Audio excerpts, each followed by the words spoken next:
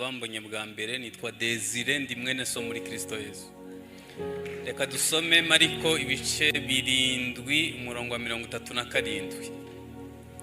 Mariko ibice 7 umurongo wa 37. Haravuga ngo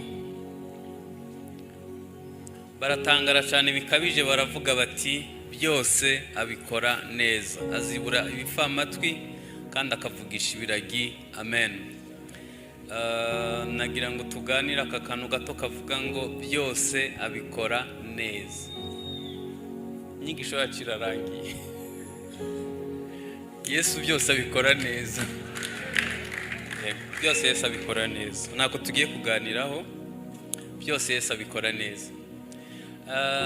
Nkoresheje itegeko ryo gukeka abantu bose twateranye hano ni abakristo. Gusa mu Rwanda biragoye kubona umuntu atari umukristo, birakomeye, ariko no kubona umukristo mu Rwanda birakomeye. Kubona umuntu atari umukristo mu Rwanda birakomeye, ariko no kubona umukristo yera imbuto mu Rwanda nabyo birakomeye. Hanyuma nagira ngo nisegure, inyigisho nayiteguriye abakristo. Ntabwo naje kwigisha abantu bose, naje kwigisha abakristo gusa, kandi nabo nibaza ko atari bose. Iyo abantu baza mu rusengero hari abantu baba bafitanye amakimbirane n'Imana, nibo naje kubwira. Naje kubabwira ngo byose Yesu abikora neza. Byose Yesu abikora neza. Imana ntigeragezwa n'ikibi, nayo nta muntu ikigeragereje. Byose Yesu abikora neza. Yesu ashobora kukunyuza aho utumva, uzamugirira icyizere ko hakujyana ari heza. Ntabwo imigambi y'Imana yakwigwa mu mutwe wawe. Umutwe wawe ni mutoya, ntabwo wakwigwamo imigambi y'Imana. Niyo mpamvu itazigera ikwihanaho, nta nubwo yakwisobanuraho. Byose bikora neza. Bibiliya yatubwiye ngo baratangara bikabije.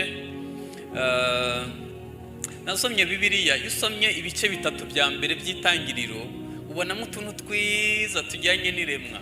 Kuva ku bice 3 kugera ku bice 20 by'ibyahishuwe ni ibintu birimo intambara n'ibintu bibi gusa. Ariko iyo usomye 21, 22 ibyahishuwe uhita ubona byose azabikora neza. Nubwo turi mu bibazo bimwe na bimwe tutumva impamvu yabyo, bizarangira ari ijuru risha n'isi nsha. Iby'abarokore bizarangira neza. Nubwo yakunyuza aho utumva, uzamugirira icyizere ko hakujyana ari heza. Ibintu bitubaho biva ahantu hatatu. Hari biva kuri Satani kugira ngo dusenye, hari biva ku Mana kugira ngo twigishe, hakaba nibiva ku miterere yacu, ibyo dukwiye guhinduka ku ngeso. Ariko nigeze kuvuga ngo mu Baroma 8:28 haravuga ngo kubakunda Imana byose. Nari mvuze ngo byose bifatanizemo gutuzanira ibyiza. Byose abikora neza. Hanyuma ntabwo byananiye Imana kunyuza Abisirayeli mu nzira bazagendamo ibyumweru 3. Byari bimworoheye, ariko yahisemo kubanyuza mu nzira y'ibizigu imyaka 40. Abagera kuri 2 miliyoni bapfira mu butayu bagiye kwiga akantu gato gasa, akantu katari kanini kavuga ngo abikora neza. Bari bagiye kwiga ko umuntu adatungwa n'umutsima gusa, atungwa n'ijambo ry'Imana. Akomvuze kankana gutyo bakiza imyaka 40 kicamwe abatari bato. Hajya wowe urabizi byose. Abikora neza. Iyo abanyuza mu nzira izamuka hano hepfo igaza ugahita ugerayo, hari kwinjira ikivunge c'abanyamahanga batakebwe. Ikindi bari kwibwira ko binjijweyo n'amaboko yabo. Mu gihe bamaze mu butayu yarimo gutunganya abantu bazinjira i Kanani kugira ngo hazinjireyo ishanga ryera. Kuko imyaka 430 baba muri Egiputa, imyumvire y'Abanyegiputa yari yarivanze n'imyumvire y'Abisirayeli kugeza igihe bavuga ngo Uwiteka ninde. icyo kibazo wagira ngo ntawakibaza mu rusengero. Niko umwigisha yatubwiye, hari abantu benshi bakwiriye kongera kwigishwa kumenya Uwiteka kandi baba mu nzu y'Imana. Hanyuma abantu bazinjira mu gihugu cyera n'abantu Imana yahinduye mu myumvire, mu mitekerereze, mu mikorere, mu mibereho, bakagira umutima nk'uwa Kristo. Mu gihe harimo gukora ibyo rero ntabwo tuba twumvikana nawe, tuba tuzi ko atabikora neza. Ni ukuri abikora neza. Ntiyaguha amafaranga ataraguha imbaraga zo gutegeka amafaranga, wayaramya wayasenga. Ntiyaguha icubahiro ataraguha imbaraga zo gutegeka icubahiro, twahava tugupfukamira. Ntabwo Imana yaguha ibizayisimbura muri wowe, izabanza kukuzura guhera ku musatsi kugera ku birenge, kugira ngo niguha umugisha izakomeze uramye Imana hakuramya iby'Imana yaguhaye. Byose bikora neza. Nyantangara abantu benshi baduha ubuhamya bw'ukuntu bavuye mu butayu n'iby'Imana yakoze, ariko ntibatubwira hagati aho uko byari bimeze. Biratworohera kuvuga Yesu utanga imigati, tugahita dusimbukira kuri Yesu yazutse, ntituvugeho ku musaraba. Kandi nabyo biri mu nyungu z'ubwami bw'Imana. Aho yakunyujije nta kwanga, byose abikora neza. Nebukadineza yari umugabo mwiza w'umwami, ayoboye igihugu kinini, yari yampire ibihugu 127. Hanyuma atumira abayobozi b'ibyo bihugu, yari yubatse ubusitani mu kirere. Babuloni ayubaka mu buryo bugezweho bw'ico gihe. Arangije ku munsi wo kuvuga ijambo riruta ndi yikomanga mu gatuza, aravuga ngo Babuloni umugwa umpesha icubahiro, Imana yumvisha itarimwo. Nari mvuze ngo yumvishe itarimo. Itibwira mareka ngo jya kumunyigishiriza ko byose mbikora neza. Hanyuma amukura hagati y'abajepe n'umugore n'abana n'abayobozi b'ibyo bihugu bose, amutwara mu ishamba, asiga akoze ku bwenge, ahinduka izakano gatoya gusa. Ndakeka ko yaravuze atari ko numva naniwe wakwicara. Umva atangiye kugabanya ibiciro. Ubu ngubu amazi adatetse ntiwayanywa. Ariko ibiciro byagabanutse, n'adatetse barayanywa. Apfa kuba gusa arimo kukwigisha ko abikora neza. Hanyuma aravuga atari ko wakwihengeka, atazi ko azahajyamo imyaka 7. Bibiliya iravuga ngo inzara zirashokombora, amera ubwoya nk'ubw'inyamaswa, arisha ubwatsi nk'inka. Ngo imyaka 7 ishize yubura amaso, ngo ahimbaza ibaho ibihe bitazashira. Aravuga ngo menye ko wimika bamugakuraho abandi. Imana itiravuga ngo nico nashakaga gusa, itusubira mu bantu. Ikintu cyantangaje, mu bihugu 127 Imana yabacuritse ubwenge bose, ntibamenya ko umwami adahari, kuko baba bari imitsundi. Yasubiye mu bwami, asubira no ku bwami bwe. Imana icurika abantu ubwenge wayimereye icubahiro. Byose bikora. Yesu ashobora gukora ikintu cyiza, abantu bose bagahita bavuga ngo akoze nabi.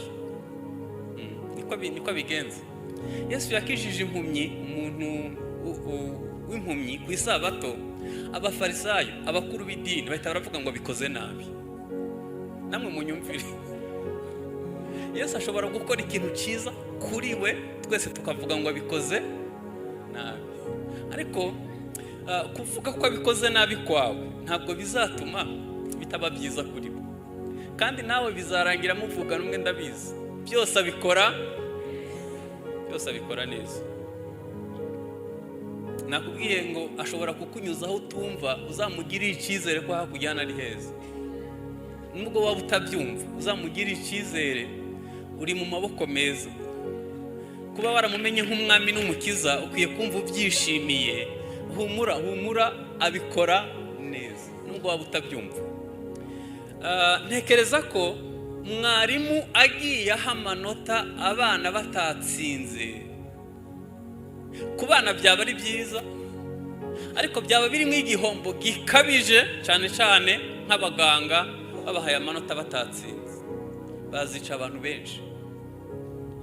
Mu mpusha zo gutwara imodoka zigoye kubona muri Afurika u Rwanda rurimo, ariko ndashimira polisi yahisemo mw'ibyo bintu, kuko ndebera umushoferi bamuhaye urusha rwo gutwara imodoka azatwara abantu 30 muri kwasiteri, yakwica abangana gute? Ndebera muganga baha impamyabushobozi atatsinze, abantu yakwica uko bangana. Bimwe mu mvugabutumwa wacu arangije kuvuga, dufite abantu babonye impamyabushobozi batatsinze. Uko bahindutse abavugabutumwa ntitubizi, uko bashinze amatorero ntituzi aho banyuze, ntituzi aho banyuze binjira muri korale, ntabwo tuzi aho banyuze bahanura. Ariko Banyarwandakazi muzabihomberamo, ibyo mvuze ndabizi neza, muzabihomberamo. Kwigishwa n'umuntu utarize. Pawulo yaravuze ngo nigishijwe guhaga, nzi no gusonza, nzi kuba muri byinshi nkamenya no kuba muri bike, muri byose nshobozwa na Kristo umpa imbaraga. Hari ukuntu tugerekeranya amazina tukayagerekeranya, ukagira ngo izina ubu wakwita Biden nta kintu byahindura kuri wewe. Wararubayeho. Ubu wakwita perezida w'Ubushinwa, wahita uyobora Ubushinwa. Abantu bakunda amazina ari empty, bakakurambikaho ibiganza birimo ubusa, nawe mu mutwe ntaco wizeye, byose bikaba kimwe kwa kimwe. Nagira ngo mbabwize ukuri, dukwiye kwitonda. Yesu akabanza kubikora neza, akagushira ku murongo, ukagira umutima nk'uwari muri we. Yesu ntafite ikibazo c'abamukorera, kuko yahisemo gufata ubuzima bwe abushira mu bantu 12, kandi inyuma ye hirigwa abantu barenze 20,000. Wagira ngo ntabikora neza, ariko ntaco yahombye. Yarazi kumwe muri bo ashobora guhindura ibihumbi 3 munsi. Ntaco yahombye. Mu ndebera abantu bicaye aha, buri wese abwiriza ibihumbi 3 ku munsi. Twafata Afurika mu minsi mikeya, ariko nawe ntiwahindutse, ntaco wahinduza abandi.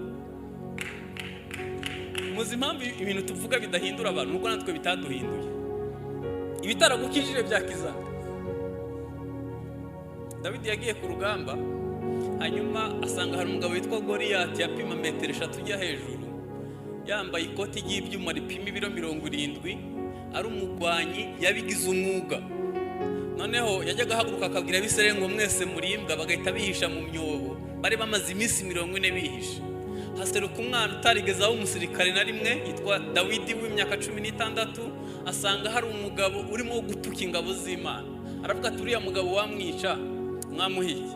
Aya magambo ngo bayajyana ku mwami, umwami aramuhamagara, amurebye abadesi. Umuntu w'imyaka 16 utarigeze aho umusirikare nijoro rimwe, hari abakomando bamurinze, bamaze iminsi 40 mu mwobo. Aganiriye n'umwana muha ubuhamya, aravuga ati umugaragu wawe ndagiye intama za data, hakaza intare, hakaza n'idubu, ndabikubita nkabyambura umwana w'intama, nuri ashobora gupfa nka kimwe cyo muri ibyo. Asanga mu basirikare bamurinze nta urica intare. Aravuga ati basi reka ngutere inkunga. Ntabwo urangezaho numva nshaka, reka ngutere inkunga. Ahita mwambika inkweto z'ibyuma n'igikoti cy'ibyuma n'inkota n'ingofero, kandi Sawuli yari muremure cyane. Dawidi azamuye akaguru yumva ntibivamo. Ahita aravuga ati bosi warukoze, reka njye kugwanisha ibyo namenyereye. Muzi impamvu imyenda ya Sawuli yananiye Dawidi, nuko yamwambitse ibyo yatsindanywe amaranye iminsi 40 mu mwobo. Hari igihe tubwira abandi urukundo dufite abo twanga, tukabwira abandi gusenga tutaherukamo, tukabwira abandi gutanga turi abanyabugugu ba mbere, tukabwira abandi kwihangana twaguye. Ibitaragukijije nta wundi bizakiza.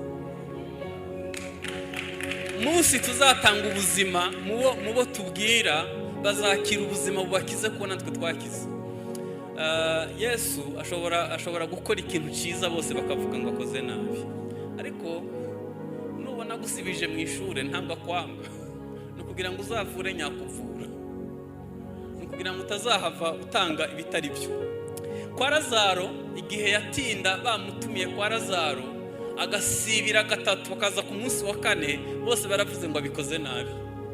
Umuntu yari inshuti ye magara, umuntu babanye, hanyuma agatinda ku nshuti ye magara, ariko byose abikora neza. Yesu yari inshuti ya Mariya na Marita na Lazaro, ariko bari baramumenye ku kigero bazi ko akiza indwara gusa. Hanyuma aravuga ati buretse nzamureka apfe kugira ngo mumenye ko mbikora neza, ari ngiye gupfa no kuzura. Hanyuma aratinda nyine arasibira, bose bavuga ngo abikoze nabi.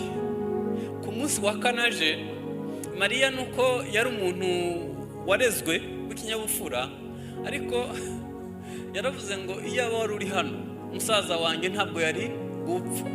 Aravuga ati nyizere munyereka aho mwamuhambye. Aravuga atoya amaze kubora hashize iminsi 4. Aravuga ati mwe munyereke aho mwamushize. Ararira, bagira ngo arijwe no ko yamukunda, ariko arijwe no kutizera kwa Mariya na Marita n'abari hafi aho. Hanyuma aragenda bakuraho igitare, aramuhamagara, arazuka. Ngira ngo abari hafi aho bose baravuze ngo abikoze, nubwo mbere batabyumvaga. Abikora neza, byose abikora neza.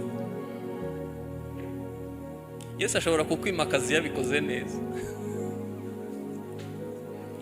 Yesu ashobora kugukenesha abikoze neza.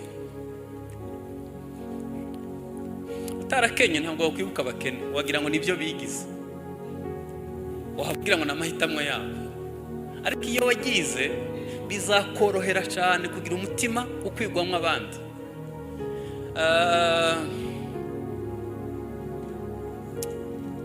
Yesu abikora neza. Umunsi yoza ibirenge by'abigishwa yarababwiye ngo icyo ndiho ndakora ubu ntabwo mwakimenya, muzabimenya hanyuma. Impamvu mwigisha ari we yogeje abigishwa. Yagira gusa ngo abigishe ko ushaka gushigwa hejuru akwiye kumanuka munsi y'abandi. Yesu ntabwo yaje gukorerwa, yaje gukorera abandi. Uwo mutima niwo dukwiye kugira nk'itorero, tukamenya ko imfubye n'abapfakazi batugose n'abandi bose bari hariya. Hari isengesho rimwe ntagikunda gusenga iyo turi ku meza, bavuga ngo mwami Yesu ngo umugisha amafunguro mo n'abatayabonye. Abatabonye ntituzi aho bari koko. Uragira ngo wohereze Yesu guteka mu gikoni hanyuma ajye no kubagemurira kandi uzi aho bari. Ibiryo bisigara ku meza mukabishira mu mufuka, hanyuma wasenze ngo mana ngo n'abatabibonye. Abatabibonye se ntuzi aho bari. Abibuke ni wajya mu gikoni guteka.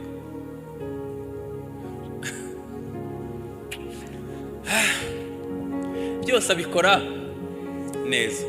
Byose abikora neza. Ntabwo naje kubabwiriza mwese, ndashaka umuntu umaranye iminsi amakimbirane n'Imana kuko yumva Yesu atarabikoze neza gusa. Nta kwanga, nta n'icupfa nawe, nta nabikwima ngo agire ikindi kintu abimaze. Arashatunganya umutima wawe kugira ngo azabe uwa mbere mu buzima bwawe.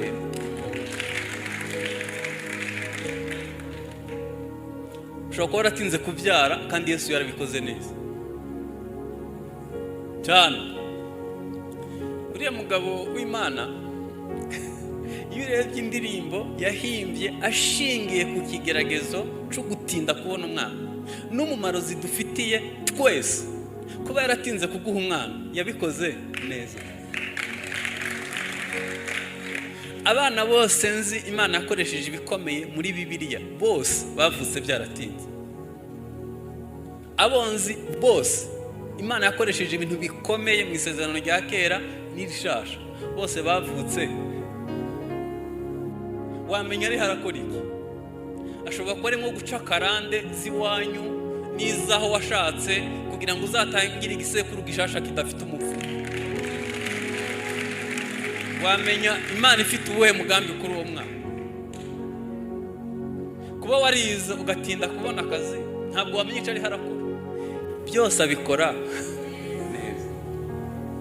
Hanyuma nagira ngo nkubaze, gusara no kwiganyira no kuvuga nabi no gutukana ikintu bizakumarira gusa, bizakugwaza umutwe, uzananirwa gusinzira, uzajya wumva hano hameze nk'uwikora ibiro 50, hano iyo huzuye bijya mu ruti rw'umugongo, uruti rw'umugongo iyo guzuye bijya mu gifu, iyo bisoje mu gifu bijya mu mfyi kugahita upfa. Kumaze iminsi urira, ikintu wungutse ni wanyemereye tukamwemerera ko byose abikora neza. Nubwo akunyuza utahumva, wamugiriye icyizere ko hakujyana ari heza.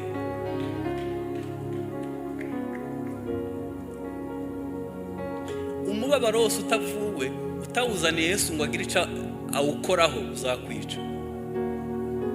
Kwiganyira kwawe nta kintu bihindura, nta kintu bihindura. Ntabwo bazakwimura utatsinze, ntabwo bazakugeza. None se nkubaze, mvuga ubutumwa wacu yahoze avuga ngo vewiti ngo n'amazuni. Nta kintu kiryoshye nk'ugenda muri vewiti ufite Yesu, nta n'ikintu kiryoshye nko kuba mu nzu yawe ufite Yesu, biraryoha cyane.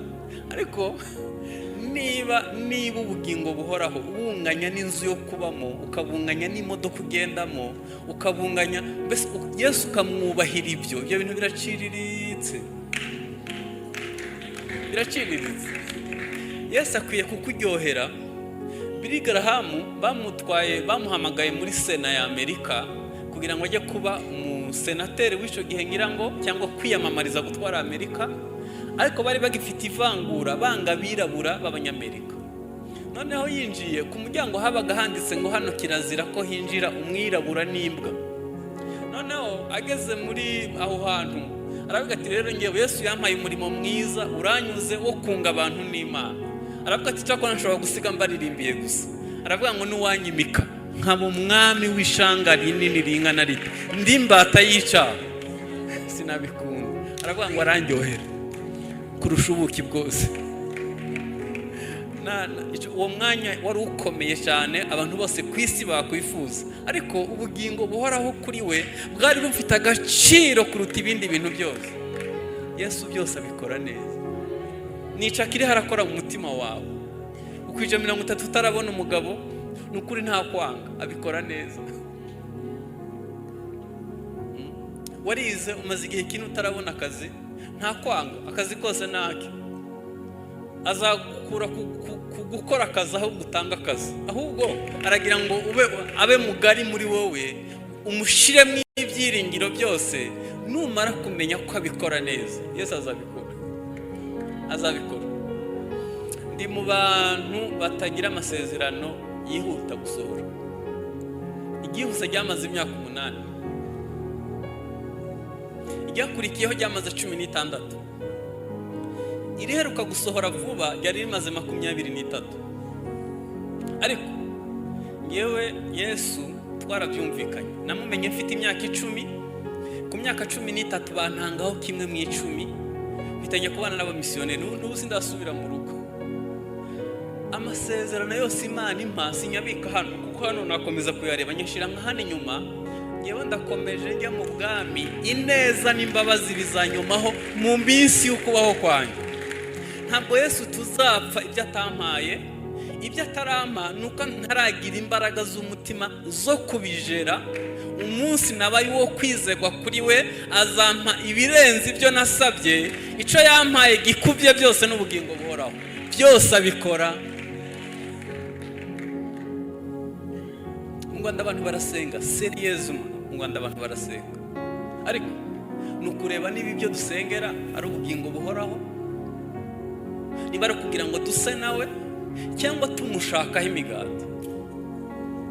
Kera gusengera mu misozi bicemewe. Nigeze kujya gusengera ku musozi umwe mu majyepfo, wari umusozi bazamuka amasaha 2. Nagiye gusengeraho nijoro, hanyuma mbona abantu bazamuka bikorera amabuye. Nari naniwe, natekereje ko hejuru hari umushinga w'inyubako, ariko ko nari naniwe ntabuye nikoreye. turazamukana nabo, tugeze hejuru abantu batangira guhirika amabuye. Hanyuma kubera ko ngira amatsiko menshi ndahagarara kugira ngo numve ibyo bavuga. Umuntu agafata ibuye akaritongera akarihirika, yagise ikibazo afite, ngo ni ubukode cyangwa ni ikindi. Akavuga ngo uko ntembagaje ibuye ritazagaruka niko ntembagaje ikibazo mfite. Ikindi cyambabaje, numvise abagabo bahirika abagore babo. Umugore basezeranye, numvise abagore bahirika abagabo babo. Ibaze umuntu w'umukristo ugigaburo ryera yicaye mu rusengero ategereje ko umugore wazapfa agashaka undi. Akubanza Yesu nawe yarumiwe bade. Numvise abakristo bahirika abashumba ku ntebe. Ariko ngenda byumva mu Rwanda habaye ubugome bwinshi, umuntu ugirika ku ntebe n'umupanga yawe ugukubita. Biroroshe. Cyo gisobanuro nabi. Ni iki wahuye naco cyatumye Yesu musimbuza ibyo atanga? Umunsi umwe abantu baje kuri Yesu kugira ngo abahe imigati, hanyuma arayibaha, ahita arabakwepa ajya hakurya y'inyanja, bajya guhuruza nabo basize mu rugo, hanyuma bamusanga hakurya y'inyanja. Nyuma y'iminsi 3 arangije, Bibiliya avuga ngo abasitaza abishaka kugira ngo abigishe ko abikora neza. Arabwira ngo singe mushaka ni imigati nabahaye ejo bundi. Abayuda n'ubwoko butoroshe bagira imyumvire yabo, kubacurira ibyo wabagaburiye ngo bahisemo kumuvaho. Hanyuma hasigara 12, arababaza ngo namwe murashaka kugenda? Ubu dufite abantu bicaye aha baragiye.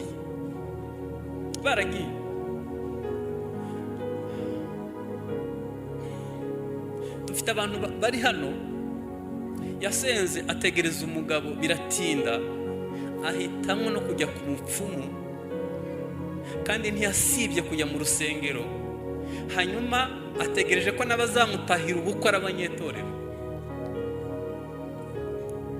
Nyene harabatinze kubona akazi, bahitamo gutanga ruswa y'igitsina. Umunsi umwe narababaye, nari ndi mu rusengero, hanyuma haza umuntu gushima Imana ngo yabonye akazi. Asanga umuyobozi w'icyumba yakozwe ku maso. Imana yamweretse uko iteraniro riri bugende. Imana iramubwira ngo iri turo ry'uyu muntu ntimurifate kuko akazi yaragasambaniye. Bamujyana muri ofisi, baramubaza, aravuga ngo urumva ngo yego ni muri ko byagenze, ngo cyakora ngo narinje gushima Imana. Imana yaragowe gusa. Beneda byose Yesu abikora neza. Imana ntizigere kwihanaho, byose abikora. Uzi kintu wari ukwiye gusengera, wari ukwiye kubwira Imana ngo Mana nkora ku maso, umbwire ico uri urigisha umutima wanjye, nuko ushaka kungira, hanyuma uruwo kwizegwa ndabizi kuzabikora. Nakubwiye ngo bagiye batanga permis ku bantu batazikoreye, bagaha diploma abantu batize, haba amakosa atarabaho. Iyo umwana bamwimye amanota aba yumva babikoze nabi, ariko kuri mwarimu aba yabikoze neza. Hako yimura umuswa mu ishure, yahitamo kugusibiza, hanyuma ukazavamwo uri umuhanga. Mu gisirikare cya Amerika iyo basoje segonderi bajya mu gisirikare imyaka 2, hanyuma bavamo bakabona kujya kwiga kaminuza. Umwana wo mu Kiyovu cyo muri Amerika yagiye mu gisirikare kuko nitegeko rya leta. Ahasanga umuserija utorosha ibintu, arabakuba nk'uko amategeko y'isirikare ameze. Hanyuma uwo mwana mugwara inzika, ntari butoroke, bazamufunga. Ahitamo kwiga, ariko yiga babaye, yanga igisirikare cya Amerika, kubera ko ubuzima yasanze mu gisirikare buhabanye cyane n'ubwo yabaga mu iwabo. Barangiza kwiga, babaha certificate. Hanyuma asohotse mu kigo yambaye civile, asanga wa muserja mu muryango. Aravuga ngo serja, nkubikira ijambo imyaka 2, byari kumbabaza iyo nsohoka ntari kubwiye. aramubwira ngo mu babyawe n'abagore nta mugome ungana nkawe, warambabaje. Serija arangije ararira, aravuga ati abo nawe ushobora kurira n'ukuntu waturijije igihe kinini. Aravuga ati mbabarira maze ngusobanurire impamvu nabababaje. Ntabwo mbanga, abanyamerika tugwana ku isi hose, hako nzakujyana muri Afghanistan nkagucurura intumbi, nahisemo kukubabaza kugira ngo uzamenye kwigwana. Mu Baheburayo haravuga ngo amaze ngo gutaka ngo no kurira cyane ngo no kwinginga cyane. Niba yarabikoreye Yesu ari Yesu, ntazatinya wowe, kandi kumuvuga nabi ntibimubuza kuba Yesu. Uzava Kimironko uvuga ko abikora nabi, usanga Nyarugenge bavuga ngo uruwera uruwera uruwera uruwera. Byose Yesu abikora neza, byose Yesu abikora neza. Hari abantu babonye atinze gusubiza barashugurika, baciye bugufi kugira ngo bayubusamo, kugira ngo bagere ku byo bashakaga. Abantu bafite ibijya gusa n'imbingisha batahagarara hano ngo batubwire ubuhamya aho byavuye, kuko ntibategereje ko abikora neza. Impamvu dufite abakristo batari beza cyane nuko nyine bazi guca inzira y'ubusamo. Twunamisha amaso dusenge. Byose Yesu abikora neza. Ndabizi urababaye, wumva yarabikoze nabi, ariko byose Yesu abikora neza. Ndashaka gusengana n'uwo muntu umwe cyangwa babiri niba bahari, bavuga ati Mwami ndashaka kwemeranwa nawe uyu munsi, inzira ushaka niyo nzanyuramo, kandi umbabarire ko navuze nabi cyangwa se nitwaye nabi, umbabarire, hanyuma ndabizi kuzabikora neza. Uhari wahaguruka tugasengana. Mana ya Aburahamu, Mana ya Isaka, Mana ya Isirayeli, tuguciriye bugufi, turabizi kubikora neza. Igihe wari ku musaraba warengeje amaso umusaraba, ureba ibyishimo washizwe imbere, mu maboko y'Imana abari ushira ubugingo bwawe. None ubu amavi yose arapfukama, indimi zose zihamya ko Kristo ari Uwiteka. Wari kukubona ubabaye, wari kukubona ku musaraba, wari kugusanga i Getsemani usuhuza umutima, wari kukubona wakubiswe, wari kukubona wikoreye umusaraba. Ntabwo wari kumenya ko muri icyo kintu kibi hazava mu iciza. None amavi yose arapfukama, indimi zose zihamya kuri Uwiteka. Byose ubikora neza, nibimeze nk'ibitwica ubihindura amahoro. Mwami ubikora neza, ubikora neza. Kuba gukunda byose bifataniriza hamwe kutuzanira ibyiza. Ndasengeye umugabo, ndasengeye umusore, ndasengeye umumama, ndasengeye umukobwa yumva atazi igikurikiraho. Mwami amaze kugira igihe yumva utabikora neza kubw'imibabaro n'ibyo ari kunyuramo, uyu munsi umukore ku maso, umumenyeshe kubikora neza, nubwo atabyumva, nubwo atazi impamvu yo kubinyuramo. Ubikora neza Mwami, ubikora neza, ubikora neza, ubikora neza, ubikora neza, ubikora neza, ubikora neza, ubikora neza. Nubwo itorero rica mu mibabaro, hari umunsi umwe uzavuga ngo aba nibo bagumanye nanjye, bihangana nanjye mu byo nageragejwe byose. None Data ubaha ubwami, ngo ntabwo uzaterwa isoni no kwitwa Imana yabo, nabo bazaba abana bawe. Ubikora neza, ubikora neza. Tuzaba mu gitaramo cy'imihigo, aho uzatwatura amazina imbere ya Data ukavuga ngo aba nibo bihanganye nanjye. Mu byahishuwe ugaruka inshuro nyinshi uvuga ngo uwihangana agashitsa iherezo uwazambikwa ikamba ry'ubugingo. Nanjye sinzaterwa isoni no kumwatura imbere y'Imana Data.